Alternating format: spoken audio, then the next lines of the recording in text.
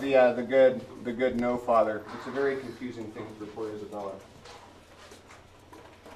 Yeah. How does music cater to her masochism and Yeah.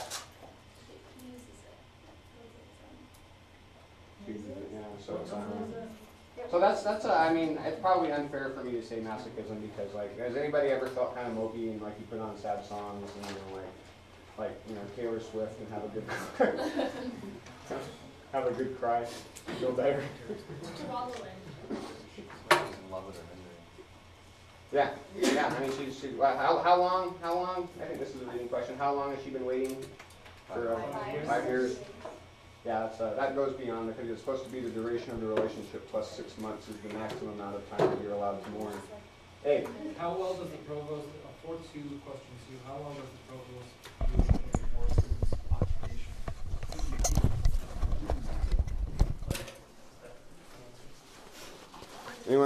Anyone wanna contribute? Seems like he thought it was just a step above being a bod, just slightly better. Did you hear that? No. He said that he thought that it was just a little bit better than being a bod, but not much. A what? A bod, which is anyone want to tell what a bod is? This is important. Somebody should know this. This is sort of key. Anyone? Bod? Pimp. Yeah. Pimp. No. What were Isabella's last words? This was supposed to take some work. Yeah. Oh, never mind. I just actually wrote down her last word. No, that's you had to go back though, right? Because she's oddly quiet for much of the What I last saw thing. her last words were thoughts are no subjects, intense but merely thoughts. Anyone get something different? You get something different? Yeah, I do. I don't know. Let's check it out. I'm trying to get out of the habit of giving answers on these. All right, so she's not on the last page, not on the second to the last page, not on the third to the last page. Thoughts are no subjects, intense but merely thoughts. Okay, so there's intense but merely thoughts.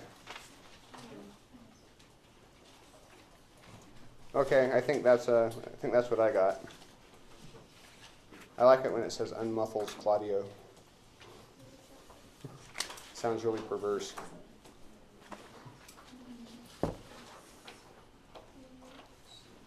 Okay, so her last act before she's silenced is what did she do? What's she doing? So the last words are intense or merely thoughts. So she's arguing one specific side of the justice. Yeah. She's defending Angelo and saying he only thought that he was sexy, but he didn't. So he didn't commit the crime that you would be killing him for. Yeah.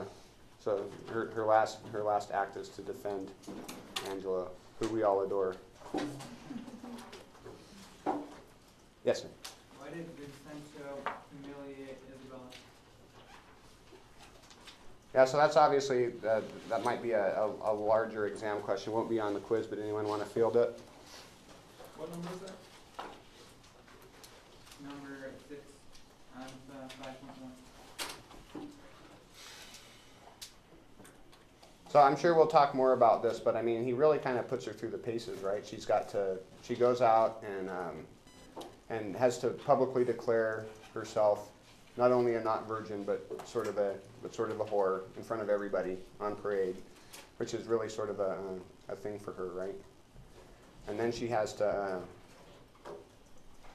anything else, and then she has to defend the guy that supposedly raped her, and just just total, abject, kind of high-heeled boot to the back of the neck abjection. Why? Isn't it kind of like that, the double checking thing, making sure he's doing the right course instead of going through their paces? Seems like. Yeah. But I just I question the right thing part of it, right? Maybe just I don't know. It's interpretive. Is that all? Yes, sir. This is number 11, 5.1. Does Aeschylus get his and Lucius' innuendo regarding the handling of Isabel? Anyone? Yes. We have a yes. I thought not. I didn't think God it. We've got no's and yeses. Yeah, that would be a, we'd have to kind of interrogate the text. It's not on the quiz. We can interrogate the text if you'd like. I think it's hard to tell. I think you can play it both ways. But I don't know, I mean, Aeschylus is sort of this perpetual kind of, and we'll talk about this today. I mean, does he get anything? I don't know. I suppose we'll see. He doesn't let on if he does. Yeah. I mean, that could be, he could be Kaiser Sosa in it, you know, like really engineering everything, like really behind the scenes, just acting stupid, but maybe he has, you know what, I'm going to go with that. That's my new hypothesis. I think he does. I think he's just watching everybody just go and they're all doing his bidding and they don't even know it. I don't have any evidence, but. Okay, we ready? All right.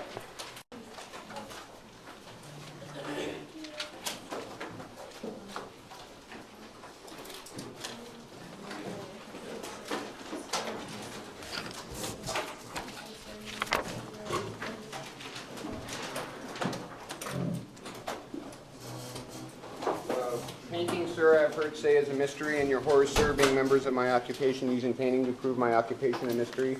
But what mystery should there be in hanging? If I should be hanged, I cannot imagine.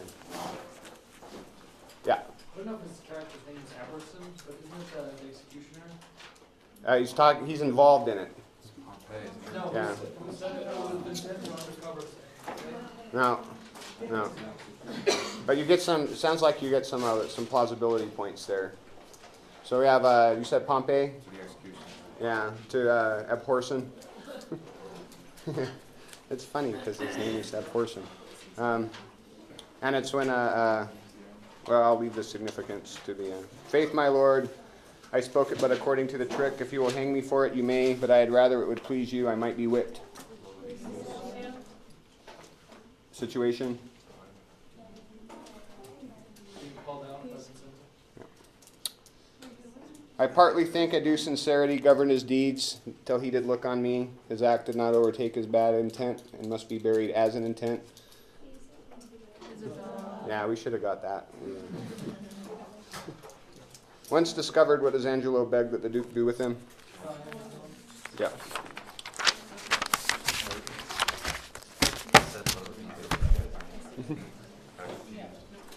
Yeah, I get him confused too. Lodovico, Lucio. There's too many of those quasi-Italian L names. I would be so offended if, actually I wouldn't, but if I had an Italian L name. You look like Lorenzo. Yeah, I feel like a Lorenzo. All right, so when we were most rudely interrupted by the end of class, as we so often are, we were discussing the Vincentio problem, because we were discussing the different problems of the problem comedies. And we were on, so we had, we looked at, let's look back at our other ones. We were looking at, he might be fundamentally incompetent, the embodiment of Christian mercy or understanding, a Machiavellian mastermind. And then we were on, is he a voyeuristic sadist? And so, I mean, we were just looking at the end. And you know, Angelo begs to be killed. Does he get killed? No. Lucio wants to be whipped and then eventually hanged or hung. Which would it be? I don't know. And then does he get that? No. What does he have to do? Yeah. And what's Angelo's punishment? Yeah. So and we know, because we know our Shakespeare, that marriage is a yeah. Okay. Just kidding, honey. Nobody knows the bubbles I've seen. And then Isabella, you know, she's getting thrown into the. We talked a little bit about that. And then really drawing out the sentences and really, I mean, really torturing, you know, drawing out the torture of particularly Isabella, thinks that her brother's dead and that it's her fault, and that, you know, like, and just not relenting on that at all, you know. So you know, people have thought that he might be a sadist. And then, you know, I mean, even if poor Izzy, even if she doesn't marry him, you know, they're not going to let her into the Order of St. Clair's after this public scandal, you know. So her career's over. She's just screwed. Doesn't she sort of prove like the end all be all moral authority? Maybe. Because it's her say that dictates the punishments, essentially. Maybe. I could see it. And then another way that he's sometimes thought of as a insecure exhibitionist. And so measure for measure, obviously, primarily a reference to the passage in Matthew about judging not, lest you be judged. And this keeps coming up, and you know, it's just in folk forms from Angelo Aeschylus, Vincentio, and Isabella. I don't know what semi-perversely means, but I imagine I knew what I was talking about when I wrote it. When he claims the law of mercy demands Angelo's death. So it's so I guess it's less perverse and more just kind of. Is that irony? I'm scared to even say irony now. I think it's ironic. I mean, basically, irony is just a gap between expectation and outcome. So the law of mercy demanding Angelo's death. So there's a problem with it. In his judgment of the judge, we also see it used as a meta-legal apparatus, much like what the King James was doing when appearing incognito in the law courts in London. He also did this. A measure of the measuring system, like a measuring measure, right? Are you following that? Because the law is the measure, and it's like a meta law. So it's undercover boss, except for, you know, he's in the court system. And James really did this. He went and made sure everything came out how he wanted to. Otherwise, you know. And then I also said that it's we didn't read All's Well That Ends Well, but there's a great measuring swords thing in there. It's when you know, the guys have to measure swords, proverbially. I told you there were a lot of penis jokes in this. So it's just he's got to be the alpha dog or whatever. He stages the whole thing, and then his sort of moment of triumph is when Angelo alludes to a mightier member that he assumes is controlling the actions of Izzy and Mariana. There's this whole phallic economy in the play, but it's all about sexual abstinence, right? And then I talked about the fear of flaccidity from Freud's the taboo of virginity, about being upright, and you know, so for an upright guy to partake in sexual indiscretions means that he would lose his manliness and not be able to be really a man. That wasn't a tautology in any way, shape, or form.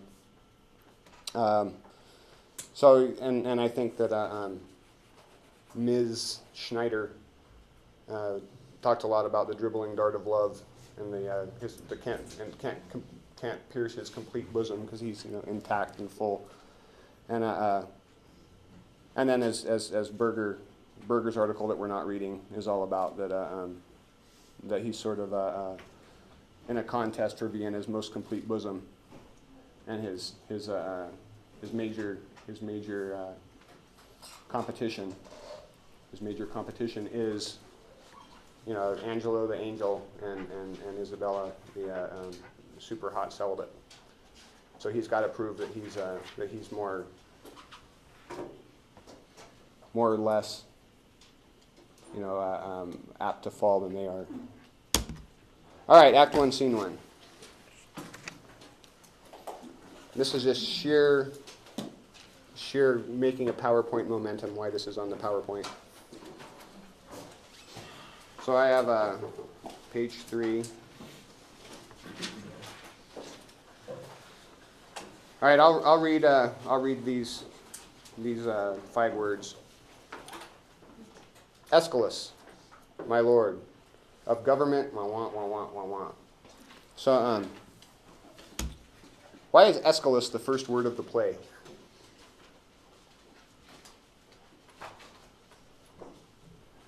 Isn't he the Duke's like first-hand man?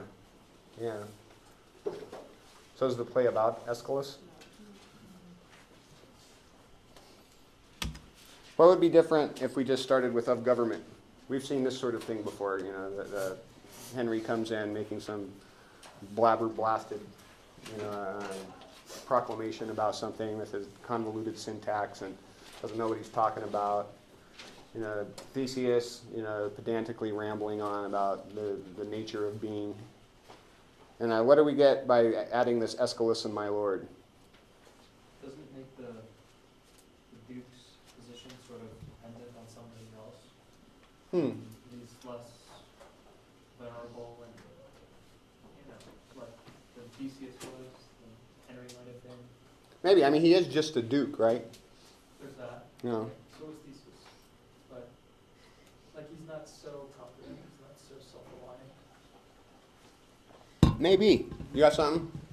Because the Duke spends the whole play pretending to be someone else by doing this. It's taking attention off the fact that he's the Duke. Okay. Yeah, I like that too. I think it's actually establishing his dominance over him because especially telling from the second line, you see Aeschylus and then you see my lord, and he has a title, whereas Aeschylus does not. Yeah. Yeah. Yes, sir. I was just going to say that Aeschylus is the consistent portion of the play. He's in it throughout as himself, and the Duke is going to sort of abandon everything and play this whole charade out. So, to me, it pinpoints him as a central figure. I actually agree with everybody. I don't think that they're contradictory. See, what did I put? All right, we talked about that. Another thing, the sort of allegorical thing, Aeschylus, scales, as in scales of justice, as in measure for measure. So he's just, there's that. And then as you guys were, we've already addressed this question because you guys are the students are lapping the teacher at this point in the class, which is good for you and bad for me, but we already talked about this. Who is subservient to whom? Compelling ideas on both sides. But either way, it's a problem, right? So if we if it's really about Aeschylus, and Aeschylus is the scales of justice, and he's the consistent thing. He's like he's just sort of the law, right? Like no, we didn't get Lord Chief Justice because we didn't do that Henry play. But he's just the figure of the law. Just the workings, the sort of blind workings of the law, just as the law. And then if he's in charge and the Duke has to work under that, I mean, that's kind of, we're in this post-Magna Carta world, we like that, right? We like the idea that that Obama can't just go do whatever he wants, right? That would be bad, right? You can be president of the United States, but you still can't, receive oral favors from your intern in the Oval Office, right? And so the law should be bigger than the executive officer. But if the law is serving the Duke, and the Duke we know is kind of a whimsical fellow, maybe that's not such a good thing. Maybe it is. I don't know. Okay, so let me get a Duke to read up to here.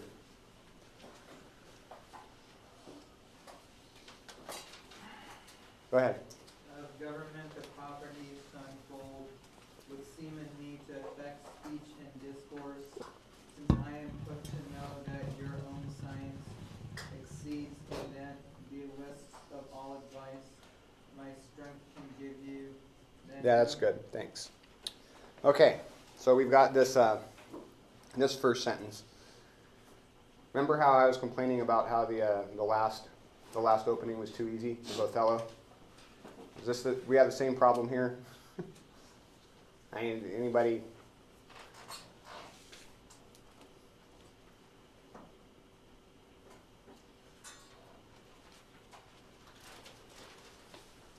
Government the properties to unfold. Okay, let's see what I put. Sometimes I know what I'm talking about. All right, what tone would we describe this as having? And I have some ideas. Anybody want to vote for clear? All right, 1. Anyone want to vote for convoluted? We have a few convoluted. Confused, a la Duncan, a la... All right, we have a few confused. Insecure. Interesting. Pompous. Can be pompous and insecure. Often pompous people are insecure. I'm going with pompous. Sincere. Okay. Something else? Spooky. Enthralling. Arousing. Oh, that were some good facial expressions. All right, let's see what I have next. Okay, this is always a good thing when you're trying to figure out what a sentence means. What's the subject? Of government. So of government. So if it's of government, we would put a whom after of, right? So that means it's. Does that mean it's a subject? Is whom a subject? No. So it's not of government. Of government, the properties to unfold. That would be it's a noun phrase, but it's not the subject, it's the object. So I don't know, anyone want to guess what the subject of the sentence is?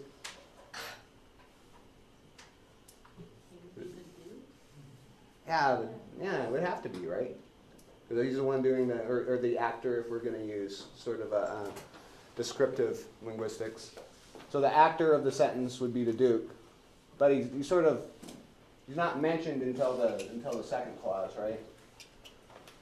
So kind of hidden already. He's hidden in this sort of deceptive discourse. All right, slightly different question. What is the first sentence about? And let's just say the first 2 lines of it. Law. Okay, good.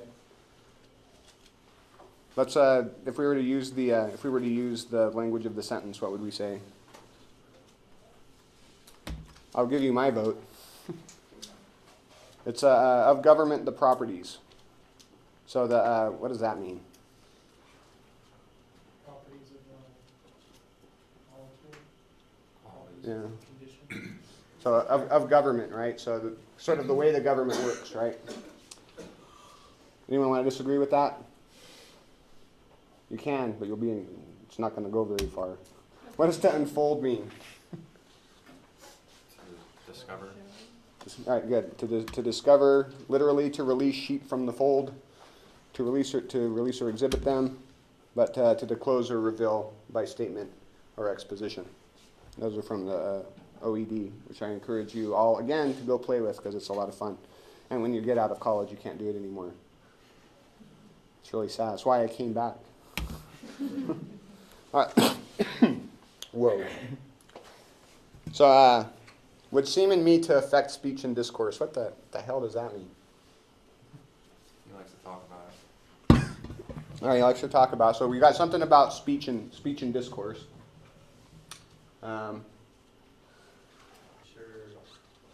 Like, he's not Yeah. proud of who he is as a dude. He's not like commanding All or right. sure of his decisions. Cool. That's nice. I like that.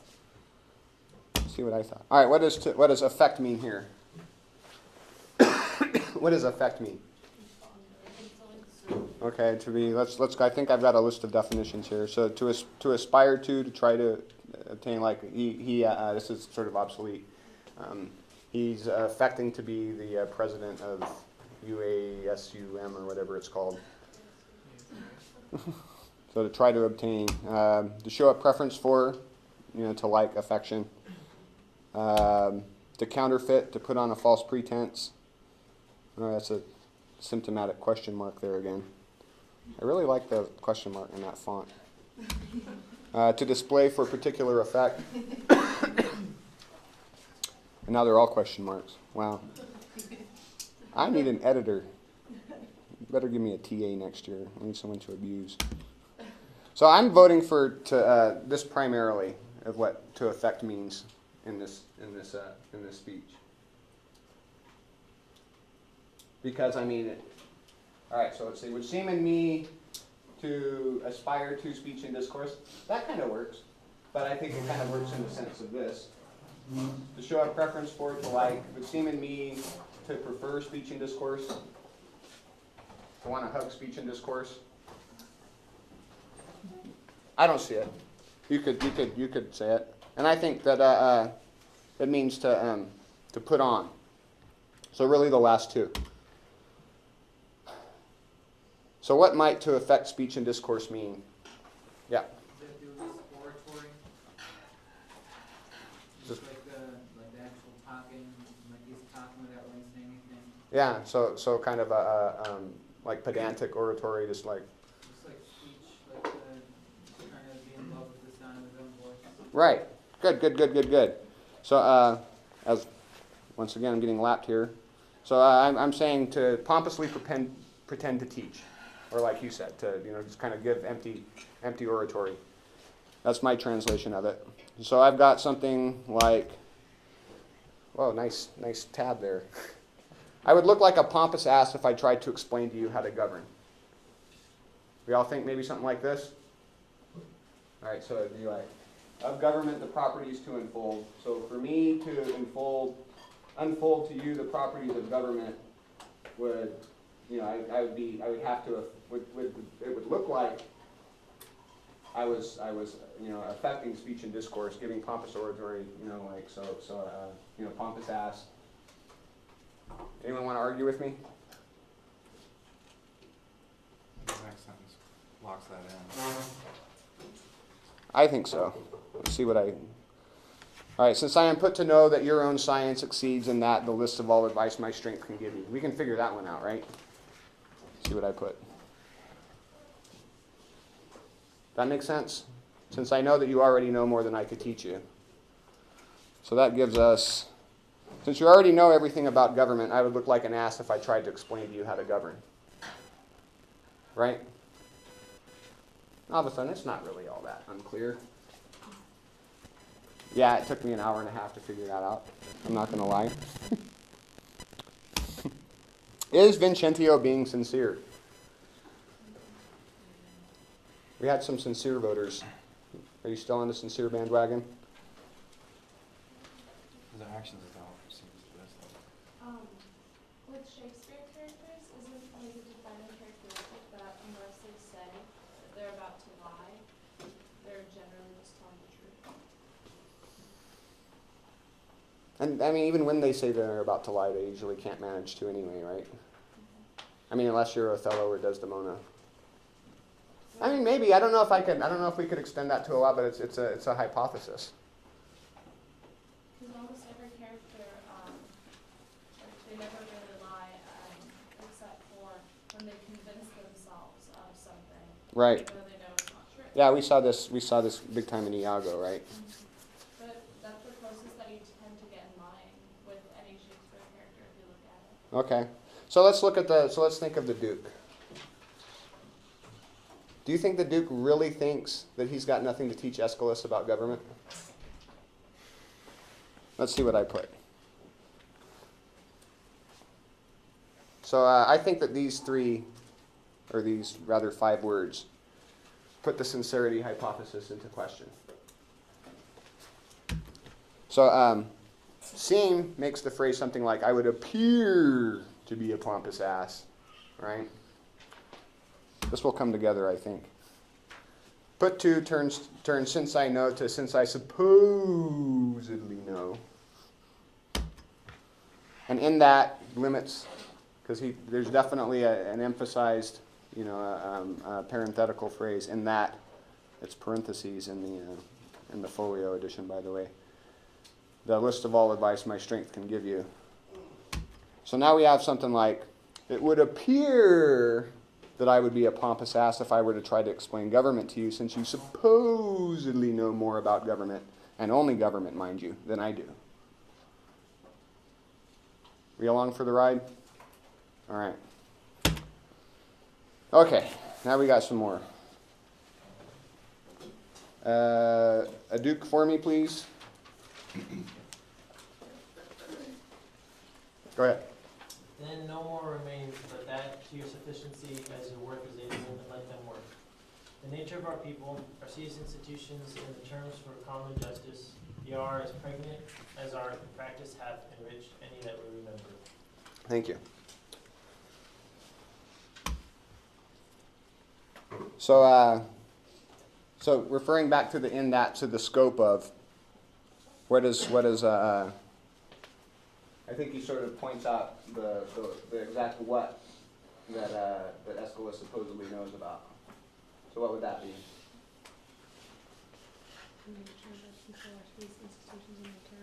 Okay, so we have a vote for the nature of our people, our city's institution, and the terms for common justice. So if he's not being sincere, the implied question is, what does Aeschylus not know?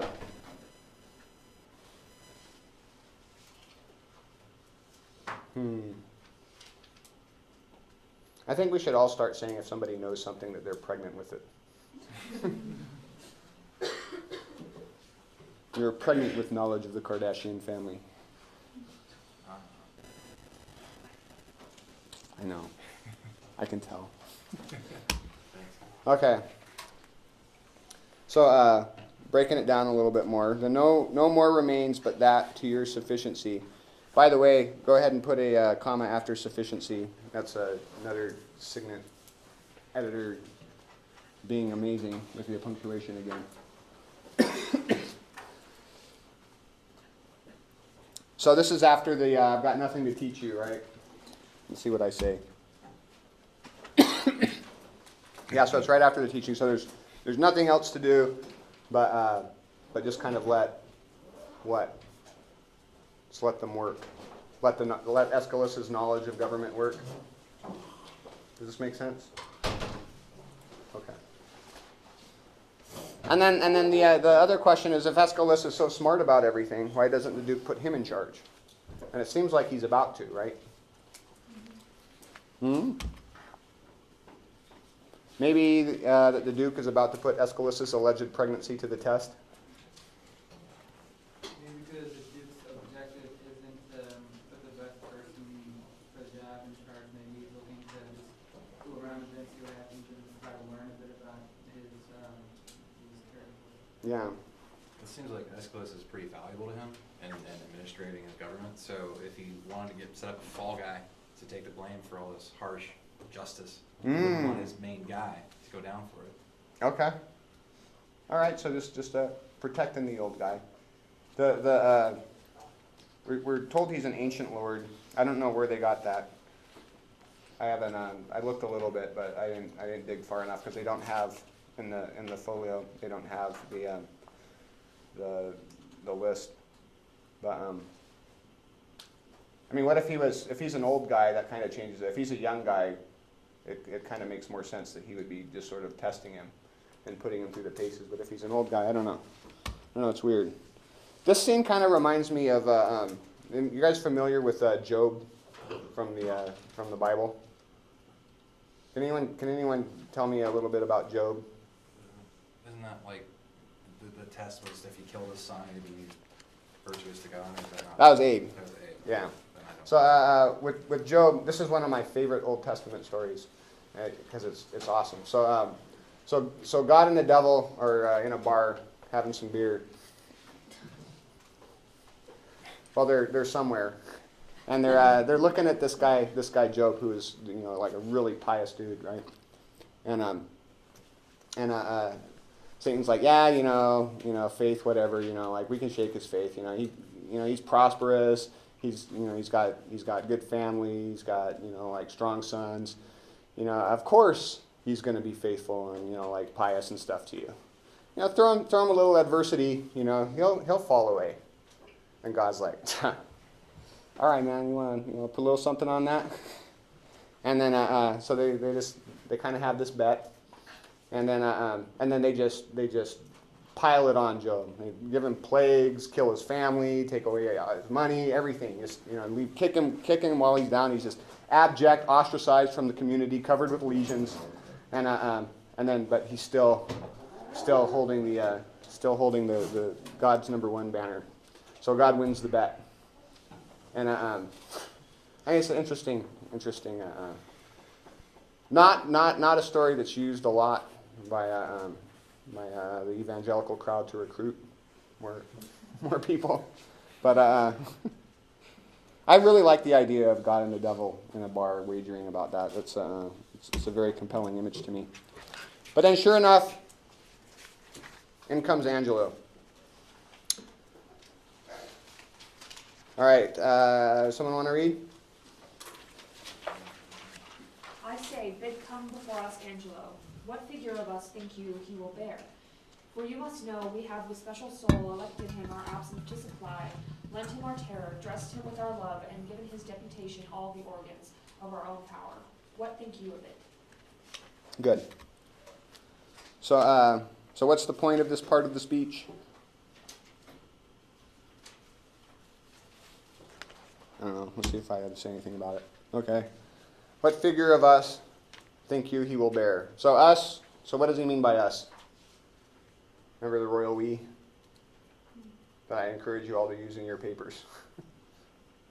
What we think is... never mind. It's only a joke if you've graded a lot of papers, apparently. He means himself and his office. Yeah. And then, and what you think of it. So Vincentio has abandoned his lecture and begun to interrogate Aeschylus's pregnant knowledge. And then so he's asking these questions. So the sort of the flavor or tone of these questions, you think that he's like really sincerely wanting to know, like, Aeschylus, you're an old wise guy. I mean, wise man. Isn't that weird how wise guy and wise man mean opposite things? But I really want your input on this. Or is this like God up there just like, what do you think he'll do? And it's totally unfair because God's omnipotent, right? God knows what's going to happen. Omniscient, rather, I guess is the omni that's more apt, but it's all one, as they say. So anyone want to vote for, he's really asking for Aeschylus's advice? More of an exam? Are you voting for that? Yeah, that's what I picked up on. Okay. First reading, I went through it. Yeah, sounds like you're asking this guy for direction. For what that's worth, I mean. Okay. Yeah. Maybe I'm going on a whim, but this guy, Aeschylus, is like an older gentleman, right? And Yeah. the Duke's feeling sort of impotent of late. So maybe this is his way of reasserting sort of his masculinity. Yeah. By making him be like, what do you think? But he's not really asking. Sort of, I've decided this, so Yeah, what like, do you do about it? Like when I ask you guys, what does this mean?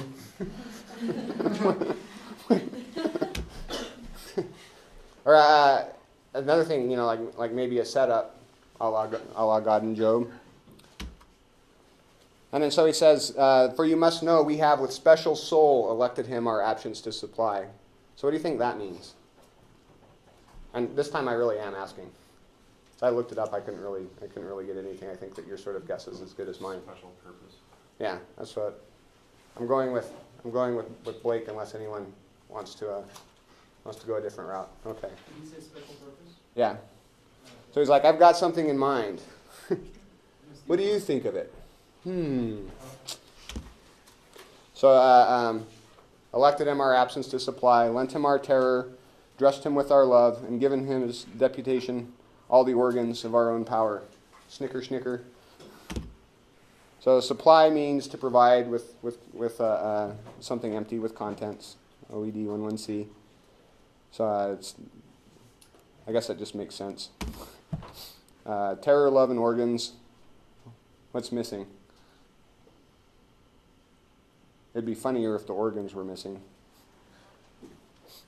I don't know. But we know that remember from the counterfeit talk from Henry IV and with Macbeth, that we know that being lent and dressed and deputized or it minimizes it, right? So if the Duke were, say, a divine right of kings kind of guy, so if the divine right of kings is right, is terror, love, and organs enough to be a good ruler? What was it, terror, love, and organs? Yeah, is that enough? If the divine right of kings idea is right, remember the divine right of kings thing from Great Chain of Being? Okay, we've got God, angels, and then a bunch of different levels of angels because medieval theologians had a lot of time on their hands. And then the king, then the prince, then the duke, and then at the bottom, of course, is what just above animals. What's the absolute worst thing you can be? Woman. Clear on the bottom. Charming. Well, it's because there were no women in the monasteries where they're writing these things. So I don't know. Anywho, so what the Duke has to do, if Angelo does a good job, then that means the divine right of kings is wrong, and the Duke loses his magical essence of dukiness. So how does Vincentio think Angelo will do at this point?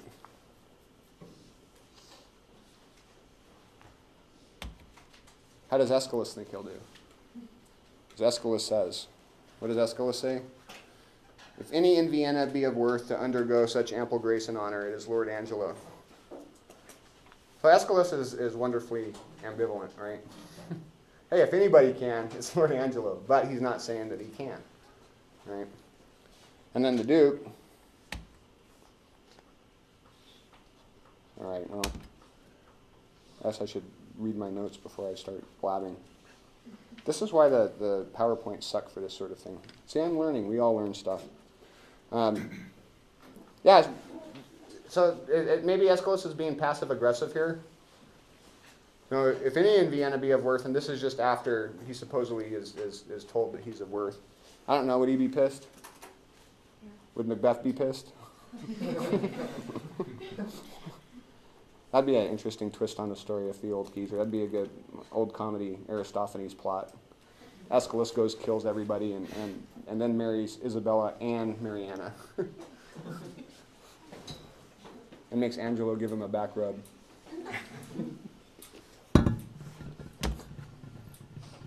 Does he get what's going on? That's a big question. We're talking of Aeschylus here. Angelo's interests, I come to know your pleasure, always obedient.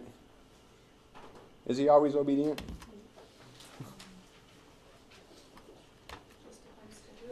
Yeah, so like Desdemona, he's very obedient. Remember Desdemona when she was manipulating Othello, and then she kept crossing the line, and then she's like, "Oh, look, I'm obedient," but she really wasn't being obedient. He wants to know Vincentio's pleasure, 2 senses of it. Hand 1, wants to know what Vincentio would like him to do. Wants to know, in the biblical sense, his pleasure. Like, what's it like? What's it like being omnipotent, man?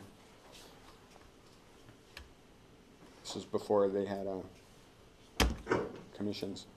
So from his later actions, what can we infer about what kind of Duke Angelo thinks Vincentio is? I'm getting some of this. Is that just confirmation bias? What do you think? All right. Does he simply continue Vincentio's policies? So if I decide to put Rachel M in charge, and she comes up here and she runs the class completely differently than me, and we're all in groups and working together and acting out scenes and doing a lot of fun stuff with cupcakes and stuff. What is that? Then I know what Rachel M thinks about my teaching style, right? But she just does nothing that I did, right? Cupcakes. That's low. That's low, man. So there's one radically reform a program that one has respect for. Does Vincentio anticipate this? All right, end of slideshow. Thank God. Isn't he kind of asking for it though? Asking him to do that? Doesn't he kind of say like, go ahead and like? Yeah. Well, let's look. Let's look. We're not done because the end of the slideshow just means that I was sick of typing on PowerPoint. It's not it yet. All right. Now we get to my more familiar note cards. Love my note cards. I tried to do this on the iPad. I went and broke down and got an iPad. And it's too hard to. It's like I get this split screen. I don't know. I'm a long ways away. So let's read the first sentence of the Duke. Duke's reply to Angelo. Can I get a Duke? Yes, sir. Look where he comes. Is that what we're starting? All right, that works. And then I'll be Angelo. Always obedient to your grace's will. I come to know your pleasure. Now continue. Angela, there's a kind of character in thy life that rams up observed doth thy history, fully unfold. Thank you. So, That's good. So we have the first sentence. So there's a kind of character in thy life. What does that mean? Hmm? Or well, character is like a characteristic, right? So there's Angelo. There is a kind of character in thy life that the observer doth thy history fully unfold. So what do we? So we know that doesn't specify it though. Does he say, Angelo, you are a great man? Does he say, Angelo, there's something about you that the observer that knows your history fully knows? Doesn't specify it, but we can hypothesize. What does it turn out that he knows about Angelo's past? Hmm?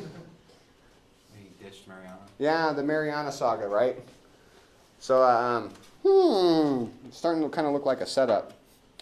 Thyself and thy belongings are not thy own, so proper as to waste thyself upon thy virtues, they on thee. All right, so whatever it is, Vincentio makes it clear that he demands that it be put to public use. So he's going to make an example out of him, right? Now we would infer, because he's putting him in charge, and we don't know the depths of the diabolical Duke just yet, that it would be a positive example. But is there anything in the language that would suggest that the Duke thinks that? Thyself and thy belongings. I wish we could talk like that. But of course, I mean, you guys do know that people didn't go around talking like this in Shakespeare's time, right? Okay. Although there probably was. I mean, it'd be a great skill to have in court is to be able to just ramble off speeches in iambic pentameter. All right. So I think I suggested this in the reading questions. We really have a version of the Lord of Misrule ceremony that we're so familiar with. I don't remember what the apocryphal origins from Fraser's Golden Bow, a marvelous book, as I always say. Completely, very very little in it's accurate. But so the idea was, we remember that in the Roman soldiers would elect a Lord of Misrule, and the idea you got to rule for 30 days and really do whatever you want, like really do whatever you want, like really. And then what happens? You execute. Yeah, chop. All right. That happened every time, even if they were like not wicked. I think it was just the deal. It was like you get 30 days. Yeah. See, I mean, and it makes so much poetic sense that it couldn't possibly have happened. I mean, this is the problem with Fraser. I mean, would you take it? You would? You wouldn't? Interesting. Who would take it? I would. Because here's my caveat. When I'm in charge of everything, I kill everyone.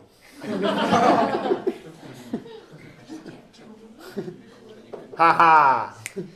And I think somebody else would have thought of that, which is another reason I don't think that it ever really happened. Could you just change the contract? Be like, no, it's not 30 days, it's 30 years. Yeah. Well, no, I Yeah, if you're I can rummage up you could supporters. change the rules. Yeah, I mean, and I can rummage up. I can raise an army that's not going to follow their stupid rules. Like I can handle this. I mean, give me 30 days. Give me an hour. Sorry, this is it's a personal thing with me. It's my inner Richard. All right. But there's differences, right? So instead of in Measure for Measure, we sort of have a misrule, right? Everybody's fornicating and lecturing all over the place. What is to lecture? Lecturize? To leech? So it's kind of inverted, and Angelo's supposed to be putting the, he's supposed to be sort of ending the misrule, right? So it's a backwards, and typically, I mean, it's as if Shakespeare knew the conventions, and like I said, he'd read all the stuff from 20th century criticism. He knew about all this, and this as soon as like, oh yeah, you think that's how it works? Well, what if I make a comedy that's completely the opposite? But it's still, the effect's still just misrule, right? Because everything goes to putt either way, right? I mean, is it a well-governed state when in the Duke's absence? I mean, maybe. I don't know. Only one guy gets sentenced to jail. Yeah. He doesn't do anything else. Yeah. He stomps around, and well, he was gonna pull the whorehouses down in the suburbs. Yeah. So hey, one step at a time. Yeah. I feel like it's judged better and worse, or controlled rules, whatever, because yeah, the rules are being observed, except some rules are there strictly as a deterrent. Like, think of jaywalking. Mm-hmm. You're not supposed to. I mean, if there's no cars around, it's totally fine. But still, there's some police officers who I've actually seen them hide behind bushes waiting for people to jaywalk. And then I've seen them give tickets to tourists on vacation. Yeah. And so, like, that's kind of dicks, and that's not good use of your time or your effort or your money. Yeah, well, they did that at a playoff game, I think it was like 5 years ago, and it was just everybody was coming out of the stadium, and it was just, like the force of human stupidity. You just had everybody going across the road. And, we've all been on both sides of that situation. But they gave everybody jaywalking tickets. Or like they do that with the bike lights. Have you guys been caught by the bike light? Yeah. Oh, I'm sorry for anyone who got caught, but I ride the bike, and I'm a Nazi about, I mean, I'm sure this is a complete shock to you. I'm a Nazi about following bike laws. Like, stop at the sign. You don't get to go worrying about, I always get in fights on the bike. But anyway, I was just cheering because I have like my 12 bike lights, signaling properly and everything. And then there's just everybody piled up there, and I'm just like, finally. Sorry. Was that a digression? I believe it was.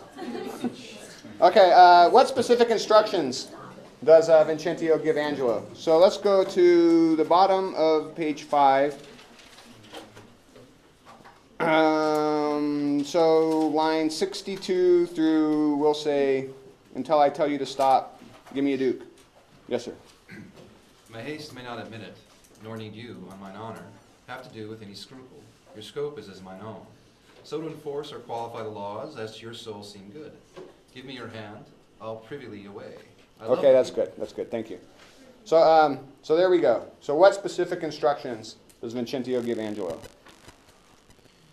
Go ahead. Yeah, do whatever you want.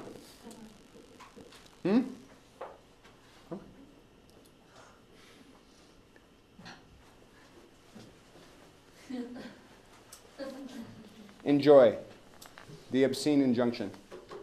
It's the it's supposed to be a feature of the postmodern age that instead of the superego telling you no, the superego tells you you're not enjoying enough, and that's what you feel guilty for. So you're at home at Friday night studying, and you feel guilty because you're not having enough fun. And then, because all society tells you is you're really supposed to be really enjoying yourself, and you're always kind of wondering, I'm having a pretty good time, but am I really enjoying myself? Where is this other party where the real stuff's happening? You know what I mean. It's another digression. All right, let's go. Let's continue. You want to continue? Sure. All right. I'll prettily away. I love the people, but do not like to stage me to their eyes. Though it do well, I do not relish well their loud applauses and aves vehement. nor do I think the man of safe discretion that does affect it. Once more, fare you well. Thank you. So why add this? Explains why he just leaves without Yeah. informing anyone. Well, so I love the people, but do not like to stage me to their eyes, which is of course crap, right? I mean, that's a lie. He very much likes to stage himself to his people, as we learn later.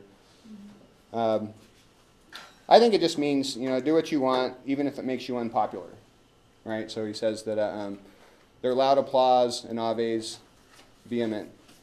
Nor do I think a man of safe discretion. So, like, if you worry about what the people think about your rule, don't. It's if you're trying to be popular, you're a lousy ruler. So so really, just like not only do whatever you want, but here's a license to tyranny. Like here's the keys. Have fun. So what are the Duke's possible motivations? I'll write this on the board.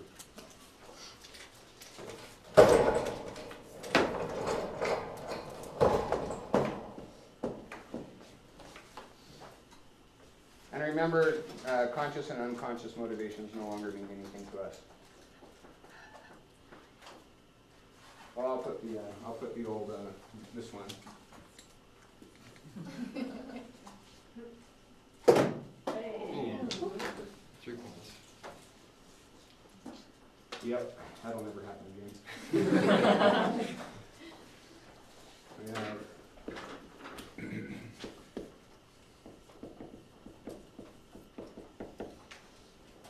If anyone's willing to get an affidavit and swear by it that you'll name your firstborn son Vincentio, I'll give you an A in the class.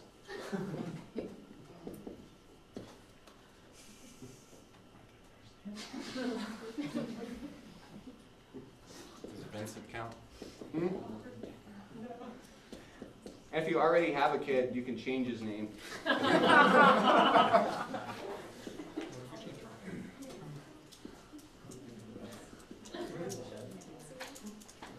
All right. Well, and then the other thing is all right. So let's go. What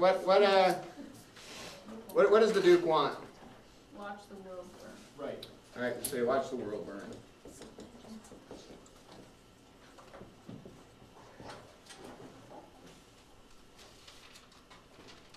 To clean up his fingers without looking like a bad guy.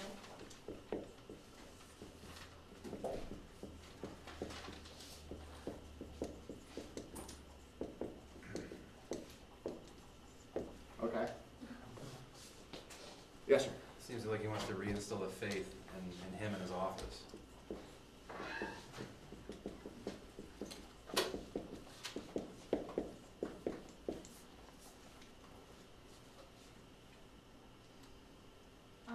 Come back in as the lesser of the two evils. So make himself look good.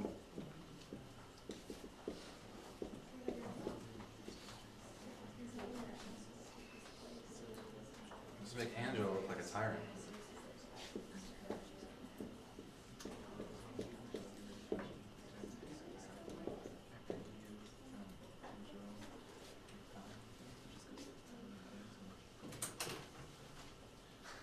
Anything else? I'm gonna add a couple. I'm gonna put make himself look smarter than Aeschylus.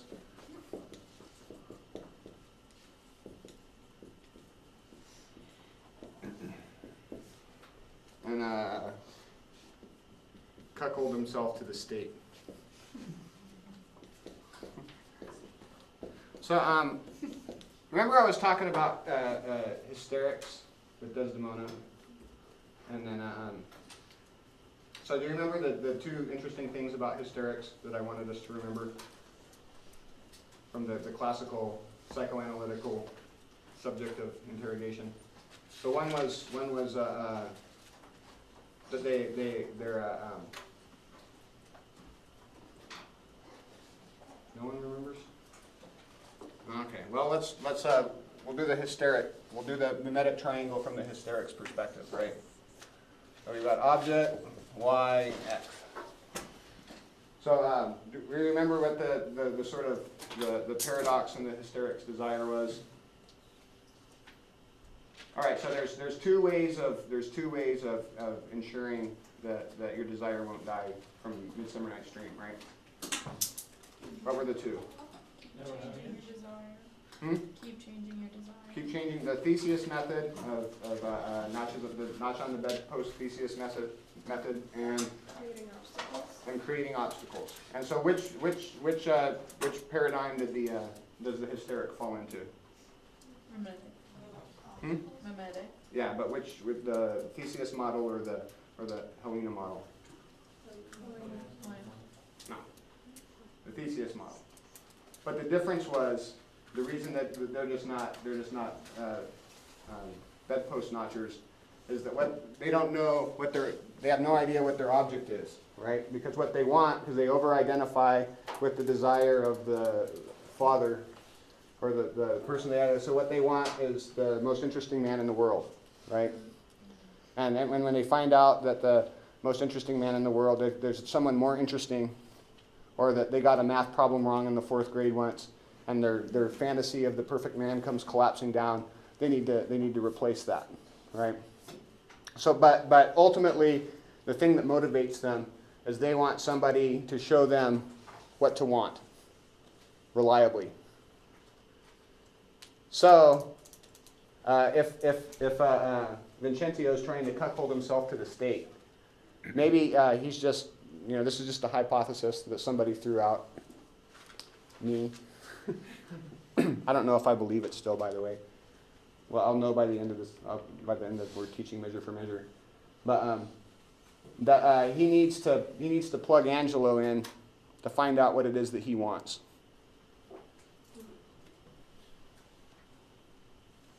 Maybe. Let's look at page 13. It says on here. Okay, yeah. So we talked about this dribbling dart of love thing. That's his excuse. We've already done enough of that. So yeah. So he needs to kind of create, like in the Oedipal thing, he's just not happy being on top. He needs to have to take somebody down in order to orient himself and enjoy himself and have a good time. And we'll call it there so I can give you your quizzes back, and we're at a good break because we're going to start with Angelo on next Monday.